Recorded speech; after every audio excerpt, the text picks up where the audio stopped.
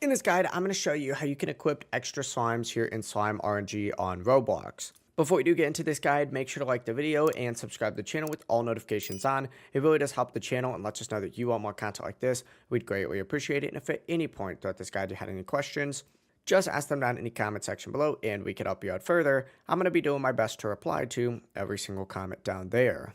First things first, what you need to go ahead and do is actually make your way into the shop on the right hand sidebar and look for the option on here that allows you to equip an extra slime. It's called +1 equipped. It allows you to equip one. It's only 129 Robux. This is the fastest way to go ahead and do it without actually having to grind, so you can keep that in mind. However, it's not the only option. You don't have to pay. What you can do as well is just go directly into the upgrade section, go to the backpack tab and scroll up a little bit, and you're going to see the option to continuously upgrade and get more slime slots as well. It's a little bit of a grind because it costs a lot of coins, but as long as you're consistent playing the game, you should be good to go and you'll go ahead and unlock it eventually.